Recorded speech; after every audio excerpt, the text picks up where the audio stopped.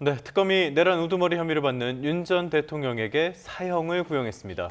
특검은 윤 전 대통령을 신군부 세력보다 엄정히 처벌해야 한다고 했는데 윤 전 대통령은 자신이 내란몰이를 당했다고 주장했습니다. 홍정석 변호사와 함께 자세하게 알아보겠습니다. 어서 오십시오. 어서 오십시오. 내란몰이, 이거는 좀 이따가 찾아보겠습니다. 일단은 특검이 사형을 구형을 했는데요. 사형 아니면 무기징역, 무기금고 이 세 개 중에 어떻게 예상하셨습니까? 사형이 나올 거라고?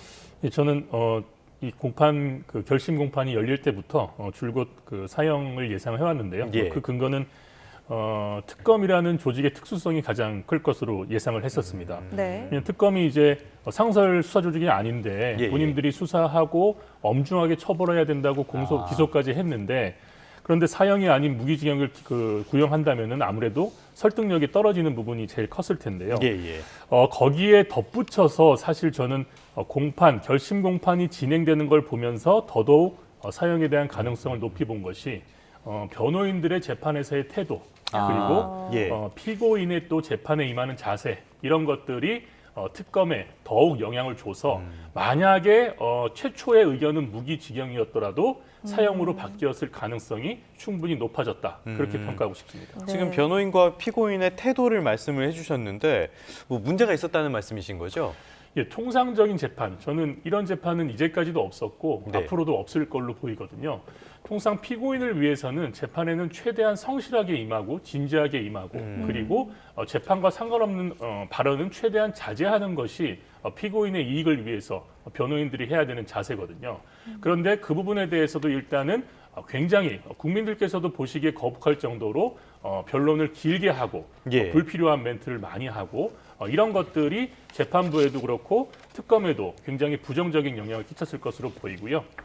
피고인도 역시 범행을 아무리 부인하더라도 이런 사회적인 무리를 일으킨 데 대해서는 송구하다, 이런 말 정도는 할 수 있는 건데 어제 윤석열 전 대통령의 최후 진술을 보더라도 사과 내용은 전혀 없고 오히려 지지자들에 대해서 기도를 하겠다, 이런 말로 최후 진술을 한 것으로 보아서 예. 그런 것들이 굉장히 부정적이고 이제까지 통상적인 재판과는 매우 다르다, 이렇게 볼 수 있을 것 같습니다. 네, 태도를 짚어주셨는데 태도 말고 특검이 사형을 구형한 그 법적 근거는 어떤 게 있었다고 보십니까? 예, 법적 근거는 일단 내란의 위법성을 인정하기 위해서는 이제 요건 중에 가장 중요한 두 가지, 국헌문란과 폭동이거든요. 그럼 국헌문란은 사실 전 국민이 무장한 군인들이 국회를 봉쇄하는 모습을 지켜봤기 실시간으로 때문에 봤죠. 예. 국헌문란을 부정하기는 굉장히 어려운 상황으로 보이고요. 다만 폭동인데요. 폭동을 이제 윤석열 전 대통령실이나 이제 피고인들 측에서는 아니 인명 피해가 아무도 없지 않았냐. 그리고 몇 시간밖에 진행이 안 된 계엄인데 이것이 어떻게 폭동에 해당할 수 있느냐, 이런 논리로 이제 대응을 했는데 특검에서는 오히려 그 부분에 대해서 폭동이라는 것이 예전에 전두환 씨 그 재판의 판례 내용에서도 꼭 인명 피해가 있어야 되는 것은 아니다. 그리고 지구 한 바퀴를 돌아서 브라질의 판례까지도 이제 특검에서는 분석을 했었거든요. 예. 그래서 브라질에서 최근에 그런 그랬죠. 이제 쿠데타에 이제 선고를 하면서 폭동에 대해서 유혈 사태는 굳이 필요한 요건이 아니다, 이렇게 또 판결을 한 사례가 있습니다. 따라서 네. 국제 사례까지 분석을 해서 특검에서는 국헌문란과 폭동의 요건에 해당하기 때문에, 그렇기 때문에 엄히 처벌해야 되고, 그리고 추가적으로 제가 봤을 때는 30년 전에 그 계엄에 대한, 내란에 대한 판결과는 크게 달라진 부분이 예. 30년 전의 민주주의와 그리고 지금의 민주주의의 우리나라 상황은 크게 다르지 않습니까? 따라서 30년 동안 이렇게 쌓아온 민주주의에 대해서 거기에 대해서 훼손을 했다는 부분에 대해서도 굉장히 큰 그런 불법적 요소로 봤을 것으로 보입니다. 예. 조금 전에 말씀을 해주신 것처럼 우리에게 내란죄 사례가 어떤 게 있나 찾아봐도 사례 자체가 그렇게 많지는 않은데요. 김대중 전 대통령에게 사형이 선고된 사례가 있는데 이거는 좀 말이 안 되는 거니까 제쳐두도록 네. 하고요. 전두환 씨가 1심에서 사형을 받았었죠. 맞습니다. 그다음에 무기징역으로 감형되지 않았습니까? 맞습니다. 당시는 어떤 논리였습니까? 말씀드린 것처럼 그 당시의 민주주의는 사실은 아직 성숙하지 않은 민주주의에 이제 해당할 수도 있겠는데 예. 어쨌든 당시에는 그런 국헌문란은 당연하고 폭동, 그리고 유혈 사태, 그리고 내란 살인까지 같이 기소가 된 부분이었습니다. 예. 따라서 이런 부분들이 전부 고려가 되고 그런 인명 피해에 대한 부분이 가장 크게 고려가 되어서 사형이 1심에서는 선고가 됐었고요. 2심부터 무기징역으로 감형이 됐는데 그 이유는 이제 무슨 대한민국 발전에 좀 공헌을 했다든지 그런 부분들이 좀 고려가 됐는데 사실 제일 상징성이 있는 선고와 구형은 1심이었고 1심에서는 말씀드린 것처럼 그런 여러 가지 요소들이 고려되어서 사형이 구형되고 실제적으로 선고도 이루어졌던 것으로 보입니다. 네. 그런데 우리나라는 사형이 선고는 돼도 집행은 되지 않는 나라 아닙니까? 맞습니다. 이게 사형이 내려졌다는 거에 대해서 어떤 좀 상징이 있을까요? 사형이 실제 집행이 안 될 걸 알면서도 특검에서 사형을 구형한 이유는 이러한 범죄를 다시는 행해서는 안 된다는 그런 예. 상징적인 구형의 의미도 있었을 것으로 보입니다. 물론 사형을 구형하면서 한편으로는 부담이 있었을 것으로 보입니다. 왜냐하면 어차피 집행도 안 되는데 사형을 구형하는데 뭔가 타당하지 않은 측면이 있지 않냐 이런 비판도 있을 것이기 때문에 네. 그런 부분들도 고려가 됐을 테지만 예. 어쨌든 이번 부분 이번에 이제 비상계엄 즉 불법적인 내란에 해당하는 이런 계엄에 대해서는 일벌백계하고 국민들에게 이러한 부분에 대해서는 강력하게 처벌을 하겠다는 그런 국가적인 메시지도 담겨 있는 것으로 보시면 될 것 같습니다. 알겠습니다. 특검 쪽에서도 고심이 많았을 것 같은데요. 그런데 이런 회의 초기부터 무기 금고는 아예 거론이 안 됐던 것 같아요. 이 부분은 아예 배제한 배경은 뭐라고 보십니까?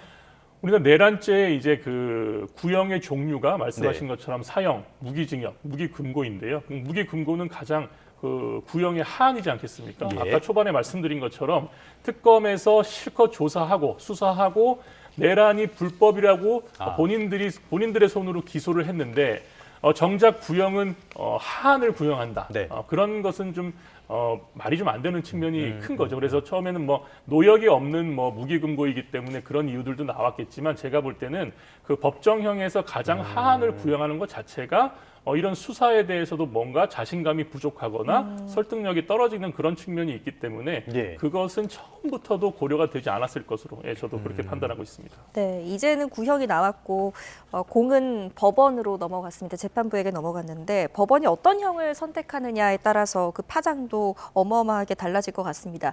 만약에 사형 대신 무기징역이나 금고가 선고될 경우 법적이나 정치적 메시지 어떤 게 변화가 있을까요?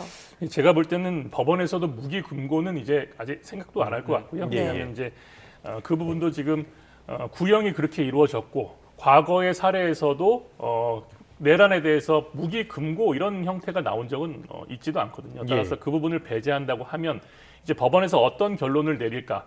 그런데 30년 전에 사형이 구형되고 선고가 됐을 시절에는 사형의 집행의 가능성이 있었던 그렇죠. 시기입니다. 예. 네. 근데 지금은 사실은 사형의 집행의 가능성이 없기 때문에 특검의 구형은 그렇다 쳐도 법원에서의 판결까지 과연 집행이 안 되는 사형 선고가 가능할 것인가? 이게 첫 번째 이제 핵심 포인트일 것 같고요. 예. 두 번째로는 무기징역으로도 사회적으로 영구적으로 격리시킬 수 있고 정치적인 수명도 거의 끝났다 이렇게 보는 측면이 클 것이기 때문에 네. 법원으로서는 특검의 구형은 사형이지만 실제 선고에서는 무기징역으로도 사형에 준하는 그런 사회적 영구 격리 효과가 예, 있다고 예. 판단할 것이기 때문에 이런 부분들을 충분히 고려해서 선고를 할 것으로 보입니다.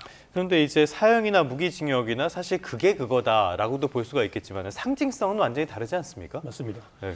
지금 최근에 이제 사형이 선고되는 경우는 제가 이제 거의 잘 보지 못했거든요. 예, 예. 정말 흉악범들, 네, 정말 네. 살인도 연쇄 살인이나 다수의 인명을 살해한 그런 경우에 이제 사형 선고가 간간히 내려지고 있는 그런 상황에서 과연 이 사형 선고가 어떠한 의미가 있을 건지에 대해서 재판부에서 고민을 할 테지만 아까 앵커분 말씀하셨던 것처럼 이런 어떤 실질적인 의미보다도 이런 지금 사건, 이런 내란의 사건에 대해서 선고는 뭔가 상징성도 필요하다고 판단을 할 여지도 있어 보입니다. 그렇다면 네. 아까 말씀하신 것처럼 국민적으로 이런 그때 당시에 비상계엄을 통해서 국민들께서 굉장히 많이 놀라고 사회적 혼란이 있지 않았습니까? 있을 수 없는 일이었죠. 그리고 예. 간접적인 피해도 많이 발생했습니다. 그러면은 그런 것들에 대해서 과연 실질적인 선고가 과연 유효한 것인가 그런 부분들에 대해서도 생각이 이루어질 것 같고 그렇게 되면은 사형에 대해서도 사회적으로 상징성 측면을 고려해서 선고가 될 가능성도 없지는 않다 이렇게 말씀드리고 싶습니다. 네, 재판부도 이제 선고를 고민할 때 이 계엄이 왜 선포됐고 그리고 누구의 책임이냐를 생각하게 될 텐데 윤 전 대통령의 어떤 그 해명이랄까요 이런 것들을 들어보면 계엄을 선포할 수밖에 없었던 이유 뭐 오래 전부터 이런 주장을 해왔지만 야당과 국회를 지목하고 있습니다. 재판부에서 이런 주장 어떻게 받아들일까요? 어제 윤석열 전 대통령의 최후 진술을 보니까 공소 내용이 망상이자 소설이다. 이런 게 이제 핵심이었고요. 그리고 예. 망상이자 소설인 이유는 본인은 야당의 그런 입법 폭주 때문에 이런 적법하고 정당한 이런 그 행정이 불가능한 그런 상황에서 경고성의 계엄을 한 것에 불과하다. 이런 논리지 않습니까? 네. 그런데 과연 우리나라 국민 중에 지금 상황에서 비상계엄이 과연 가능한 것인가? 그 부분에 있어서도 사실 그런 비상계엄도 망상이자 소설에 가까운 그런 행위에 해당할 가능성이 제가 볼 때는 높아 보이거든요. 예. 그래서 지금 재판부에서는 윤석열 전 대통령의 이런 최후 진술 그리고 변호인들의 변론에 주목하기보다는 실질적으로 나온 그런 증거들 그리고 관련자들의 진술 이런 것들에 집중해서 판단을 할 것으로 보입니다. 그렇게 되면 가장 중요한 것이 과연 이 계엄이 언제부터 설계가 됐고 누구의 생각에서 나와서 누구의 지시에 의해서 행해졌는지가 가장 중요한 포인트일 텐데요. 거기에 이제 가장 스모킹 건은 이제 노상원 그 사령관의 그 수첩 그리고 그 당시에 국무회의 당시에 오갔던 내용들 그리고 윤석열 전 대통령이 발표한 계엄 예. 내용 이런 것들이 종합적으로 작용할 것으로 보여서 실질적으로 지금 결심 공판 다들 지켜보셔서 아시겠지만 그 공판의 이런 변론 내용이 어떤 재판의 실체와 크게 관련성이 있지는 않아 보이거든요. 따라서 재판부에서도 시간을 무한대로 준 것이 만약에 정말 핵심적인 내용들의 변론이 이루어지는 상황이었으면 재판부에서 소송 지휘권을 행사해서 본인들도 참여를 충분히 했을 것입니다. 예. 그런데 가만히 두고 본 것은 그냥 그 내용에서는 크게 본인들이 주목할 내용이 없기 때문에 시간을 충분히 주고 네. 오히려 나중에 절차적 정당성에 대한 시시비비를 피하기 위해서 그런 식으로 임했던 것으로 저는 보거든요. 따라서 재판부도 말은 이제 여러 이제 실언들도 나오고 했지만 철저한 계산된 전략에 의해서 결심 공판을 진행했다. 저는 그렇게 보고 싶습니다. 뭐 당시에 민주당 쪽에서 비상계엄을 이야기할 때 진보와 보수를 가리지 않고 허황된 이야기다 이런 비판이 많았었는데 이게 현실이 됐으니까요. 이런 부분도 법원에서 많이 검토를 했을 것 같고요. 지금 특검 쪽에서는 이번 그 계엄령에 대해서는 윤석열 전 대통령이 독재를 하기 위한 장기 독재를 하기 위한 방안이었다 이렇게 평가를 하고 있거든요. 반대로 윤 전 대통령 쪽에서는 장기 집권에 대한 이런 의혹에 대해서는 강하게 부인을 하고 있습니다. 법원에서는 어떻게 판단할까요? 장기 집권이라는 것이 지금의 우리나라의 민주주의 상황에서 과연 가능할 것인가 그 그렇죠. 부분이 저는 이제 의문이 드는데요. 그래서 특검의 주장도 과연 장기 집권을 위한 비상계엄이었는가 그 부분에 대해서는 법원에서도 특검의 논리에 대해서 좀 세밀하게 살펴볼 것 같고요. 그리고 그 비상계엄이라는 것이 우리나라 법에 요건이 있습니다. 비상계엄의 요건이 이제 전시 상황이거나 이제 국가 위기 상황이어야 되는데 제가 볼 때는 특검의 그런 장기 집권 그런 그 목적 이런 것보다는 과연 비상계엄의 요건에 해당하느냐 거기에 네네네. 대해서 재판부는 더 집중할 것으로 보이고요. 특검에서는 이런 비상계엄 내란의 불법성에 대한 정황적인 상황에 대해서 뭔가 보충 설명을 하기 위해서 장기 집권 그다음 이런 얘기들이 나오는 것으로 보이고 그것이 실질적으로 법률적 요건과는 크게 관련이 없을 것으로 보입니다. 네, 윤 전 대통령의 최후 진술에는 앞서 짚어주셨듯이 공소장이 망상이자 소설이다. 더 나아가서 사과는 없었습니다. 역시나. 그리고 지지자들을 위해서 기도하겠다 이런 말을 남겼는데 이런 말을 남긴 배경 그리고 뭐 의도 어떤 거라고 보십니까? 보통 최후 진술은요. 자백하는 피고인은 잘못했다. 예. 선처를 구한다. 이게 핵심이고요. 부인을 하는 피고인도 어쨌든 무리를 일으켜서 송구하지만 잘 살펴봐달라. 이게 가장 훌륭한 최후 진술입니다. 그런데 어제 그 윤석열 전 대통령의 최후 진술을 보시면 사실 윤석열 전 대통령도 재판을 한두 번 해본 그런 경험자는 아니지 그럼요. 않습니까? 예. 법조 전문가이고 본인이 예전에 특검의 수사팀장도 했었고 그리고 박근혜 전 대통령에 대해서도 수사 지휘를 한 적도 있지 않습니까? 그러면 지금 상황에서 최후 진술을 어떻게 해야 되는지에 대해서 누구보다도 잘 알고 있을 텐데 통상적인 전략에서 벗어나서 본인들의 지지자들에 대한 메시지 그리고 공소장의 내용을 망상이자 소설 예. 본인이 검찰의 수장으로서 종사했던 자로서 공소장의 내용에 대해서 그렇게 얘기를 하는 것이 과연 특검이나 재판부에 좋은 영향을 미칠 수 있을까? 그 부분에 대해서는 저는 의문이 들고요. 본인이 지금 계엄을 하고 계엄 이후에 거의 1년 동안 매일 쉬지 않고 재판을 받고 수사를 받고 있지 않습니까? 따라서 예.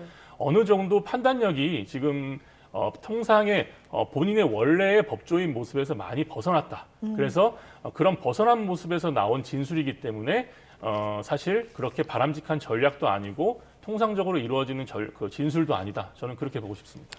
알겠습니다. 어떤 계산을 하고 저런 말 한 건지 모르겠지만은 일단 본인에게 그렇게 큰 도움이 될 것 같지는 않습니다. 어제 결심 공판도 상당히 길게 이어졌고요. 오늘 새벽에나 끝났다고 하는데요. 현장 분위기는 어떤 것으로 파악됩니까? 어제 현장 분위기는 뭐 지난주랑 크게 초반에는 다를 게 없었습니다. 예. 저는 초반에 지기현 재판장이 오늘 시간에 대해서 철저하게 분배를 하고 시작을 할 것으로 봤는데 그런 시도는 없었고요. 오후까지는 그런 지난주와 비슷한 분위기로 진행이 됐고 제가 알기로 한 5시경까지도 윤석열 전 대통령 측에서 13개의 주제로 변론을 준비했는데 7개의 주제가 진행되고 있었으니까 반도 못한 상황이었거든요. 그러면은 네. 제가 볼 때는 그런 시기였으면은 지난주와 마찬가지로 자정이 될 때까지도 윤석열 전 대통령의 증거 조사가 진행되고 그럼 구형은 오늘을 넘길 수도 있겠다. 저는 그렇게 판단을 하고 있었거든요. 그렇게 되면 변호인 측의 또 이제 전략인지는 모르겠지만 변호인 측에서는 밤 늦게 즉 자정이 넘긴 시간에 변호인의 최후 변론이라든지 피고인들의 최후 진술을 하는 것은 또 적법하지 않다. 네. 뭐 절차적 본인들의 이제 그런 방어권에 훼손된다. 이런 주장을 할 것으로 저는 봤거든요. 그렇게 되면 또다시 기일이 잡힐 가능성도 없지 않아 보였는데 오후 들어서 그 분위기가 급변했습니다. 갑자기 지기현 재판장이 이제 시간에 대한 언급을 시작했습니다. 네. 본인들이 6시간을 쓰기로 했는데 지금 네네네. 몇 시간이 지났다. 그러니까 몇 시까지 끝내주라. 그리고 다른 피고인들, 변호인들에 대해서도 최후 변론이랑 최후 진술이 몇 분 걸릴 것 같냐. 특검에도 구형 시간이 몇 분이냐. 이제 지기현 재판장 입에서 시간에 대한 언급이 나오기 시작하면서 예. 재판이 이제 급속도로 진행이 됐습니다. 즉 네. 형사소송법에 따라서 지기현 재판장이 드디어 소송 지휘권을 행사한 것으로 보이고요. 그에 따라서 구형이 그나마 당일 어제 당일인 오후 9시 정도로 저는 기억이 되는데요. 그때부터 이제 진행이 됐고 네. 재판도 특별한 소란 없이 오늘 새벽에 마칠 수 있었던 것으로 그렇게 보입니다. 네. 자, 윤 전 대통령 측의 서증 조사에만 11시간 넘게 걸렸고 또 첫 결심 공판에서도 김용현 전 장관 변호인 측이 또 오랜 시간을 쓰면서 비판을 받기도 했는데 이런 행동들 방어권 행사라고 봐야 할까요? 아니면 비판을 피하기 어려운 부분들이 있다고 보십니까? 저는 이건 방어권 행사가 아니라 방어권 훼손이라고 저는 생각을 합니다. 예. 아까 말씀드렸다시피 변호인들의 형사 공판에서의 가장 큰 덕목은 피고인들을 위해서 변론을 하는 겁니다. 그런데 증거 조사라는 것은 사실 증거 채택이 다 되고 재판부에서 채택 여부가 결정되고 증거를 그냥 설명하는 그런 시간이거든요. 그래서 그 증거에 대해서 설명을 아무리 해봤자 사실은 재판부는 그 증거를 직접적으로 보고 판단을 하기 때문에 증거 조사의 시간을 길게 쓸 이유가 통상적으로는 전혀 없습니다. 예, 예. 네. 따라서 그 부분에서 이 변호인들이 과연 이것이 나오는 얘기는 전략이라는 얘기들도 많이 나오는데 제가 볼 때는 전략에 해당할 수도 없다 이 부분. 그리고 이런 현상이 나오게 된 가장 큰 이유는 제가 볼 때는 방송 중계 때문으로 보입니다. 만약에 이것이 방송 중계가 안 되었다면 이렇게 할 이유도 없고 변호인들의 발언이 나중에 영상으로 나갈 일도 없지 않습니까? 예, 예. 그렇다면은 본인들의 발언이 중요한 상황이 아니게 되면은 재판이 이렇게 늘어질 이유도 없었을 텐데 제가 볼 때는 이제 특검법이나 이제 그런 국민의 알 권리를 위해서 도입된 방송 촬영, 네네네. 방송 이 가장 큰 영향을 미쳤을 것으로 보이고 그래서 변호인들의 전략이라면 방송을 최대한 활용해서 본인들에게 유리한 여론을 좀 이끌기 위한 그것이 전략이라면 전략이었을 테지만 그것은 재판의 전략에 해당하지는 않는다. 그렇게 보고 싶습니다. 어쩌면 특검법에 들어간 이례적인 방송 중계에 대한 이 내용이 오히려 발목을 잡은 측면도 있는 것 같고요. 정치인들이 시간 끌기 전략을 쓰는 경우가 상당히 많은데 결과적으로 그렇게 좋은 결과로 돌아온 적은 별로 못 본 것 같습니다. 박옥수 특검보 12.3 비상계엄이 왜 내란인지 이야기를 하고요. 윤 전 대통령이 반성하지 않는다. 이러면서 사형을 구형을 했는데요. 당시에 윤 전 대통령의 반응도 지금 전해져 있습니다. 어떤 반응을 보였답니까? 헛웃음을 짓기도 예. 했고 약간은 이제 당황한 표정을 보이기도 했다는데 본인도 굉장히 당황했을 것으로 보입니다. 왜냐하면 본인의 지금 생각은 비상계엄은 정당했고 그리고 충분히 뭔가 목적에 있어서 본인의 행위가 적법했다. 예. 이렇게 생각을 하고 있을 것이거든요. 실제로도. 네. 그런 상황에서 특검의 공소장 내용도 본인이 봤을 때는 망상이자 소설인데 구형조차 본인이 생각지도 못했던 사형이 선고되니 당연히 헛웃음도 나올 것이고 네. 한편으로는 걱정도 될 것이고 여러 가지 만감이 교차했을 것 같거든요. 그래서 네. 어제는 그런 표정들이 가감없이 그 시간대에 나왔던 것으로 그렇게 보입니다. 네. 또 다른 계엄의 핵심 인물 살펴볼 필요가 있을 것 같습니다. 특검은 김용현 전 장관에게는 무기징역, 그리고 노상원 전 사령관에게는 징역 30년을 구형했는데 적절한 수위라고 보십니까? 예전 30년 전에도 전두환 씨는 사형, 그리고 노태우 씨는 좀 무기징역. 낮았죠. 네. 예. 그게 이제 가담자 그리고 수괴 그런 단계별로 구형이 이루어지는데 어제 윤석열 전 대통령에 대해서 사형이 구형됐을 때 김용현 전 장관은 당연히 무기징역의 구형은 예견된 것이다. 저는 그렇게 보이고요. 관련자들도 그 밑에 이제 유기징역형에 대해서 이제 구형에 대해서 고민을 했을 텐데 예. 예전의 사례도 참고를 했을 테고 다만 단계적으로 가담 정도와 가담의 모의 정도 그리고 본인의 의지 정도에 따라서 그 형량이 결정될 것으로 보입니다. 알겠습니다. 이 형량들 어떻게 나올지 보고요. 다음 달 19일에 일단 1심 재판 결과는 나온다고 합니다. 19일 1심 재판 결과에 앞서서 당장 16일 내일 모레네요. 오후 2시에 특수공무집행 방해 혐의에 대한 윤 전 대통령 1심 선고가 진행이 되는데요. 이게 윤 전 대통령이 받는 첫 선고잖아요. 맞습니다. 전망은 어떻습니까? 내란 관련돼서 최초로 선고를 받는 것이거든요. 예. 기존에는 지금 그 내란에 대한 이제 그 실질적인 몸통에 대한 그 범죄에 대한 구형조차 이루어지지 않은 상황이었기 때문에 예상이 조금 어려웠습니다만 어제 사형이 구형되면서 16일에 나올 선고에 대해서도 지금 관심이 굉장히 높아지고 있는데 네. 제가 볼 때 어제 구형이 선고에 영향을 미쳤을 것으로 보이거든요. 재판부에서 이 내란의 부수적인 행위들에 대한 이제 선고가 먼저 이루어지는 것에 대해서 부담이 굉장히 컸을 것으로 보입니다. 네. 그런데 다행히도 구형이 내란의 본 행위에 대한 재판에 대한 구형이 나왔기 때문에 그 부분에 대해서 어느 정도 참고를 해서 선고가 내려질 것으로 보이고요. 그리고 그 16일 선고하는 재판장이 내란의 그런 본 행위의 재판과 이 재판은 별개다 이렇게 예. 얘기를 했었거든요. 따라서 그런 부분들도 감안을 해서 고려한다면 16일 날 선고되는 재판부에서는 지금 그 행위들에 대한 위법성에 대한 요건이라든지 그리고 위법성의 정도라든지 이런 것들에 대해서 엄중히 판단을 하고 있을 것으로 보이고 예. 부수적인 행위들에 대해서 위법 행위에 대해서 만약에 유죄가 선고된다면 이 부분 역시 2월 19일에 있을 선고에도 영향을 미칠 것으로 그렇게 보입니다. 네. 하지만 이 건들로 끝나는 것이 아니라 윤 전 대통령이 피고인으로서 재판을 받고 있는 것들이 굉장히 많지 않습니까? 이런 그 지금 내란 우두머리와 체포방해 사건 1심 재판 제외하고서라도 6개의 재판이 남아 있는데 앞으로 재판 일정 어떻게 전망하십니까? 네, 말씀하신 것처럼 국가보안법 위반이라든지 여러 가지 직권남용 혐의로 지금 6건의 재판이 예정돼 있습니다. 따라서 올 상반기에는 거의 재판을 받으면서 보내야 될 것으로 보이고요. 네. 윤석열 전 대통령이 이 재판을 받으면서 지금 1월 16일, 2월 19일 선고도 있지 않습니까? 따라서 선고가 나오면 또 항소를 할 테고 이 본안 재판에 대해서도 항소심이 진행되면서 다른 재판들도 다 받고 이렇게 돼서 지금 윤석열 대통령이 이제 얘기도 했지만 네. 굉장히 이 재판에 대해서 준비하기도 지금 굉장히 힘든 상황이고 여러 가지 애로사항이 많다고 했는데 실제적으로도 이 재판이 8개가 돌아가게 되면 본인도 본인이지만 변호인들 측면에서도 뭔가 큰 변화나 약간의 심경의 변화 같은 것들이 있을 가능성도 제가 볼 때 있어 보이거든요. 따라서 선고 2월 19일 날 선고가 나오는 걸 보고 그 이후에 윤석열 전 대통령이나 관련된 피고인들이 어떤 자세를 취할지에 대해서도 지켜보시는 것이 좋을 것 같습니다. 알겠습니다. 자, 이제 끝으로 이 부분 한번 살펴봐야 되겠습니다. 윤 전 대통령의 1심 결심 공판 굉장히 많은 기록을 새겼어요. 횟수로는 2차례 이렇게 진행된 것도 있었고요. 기간으로는 나흘이나 걸쳐서 32시간이나 걸리는 이런 모습들이 연출이 됐습니다. 이게 사회 전반에 어떤 파장을 남기게 됐고 어떤 시사점이 있다고 보십니까?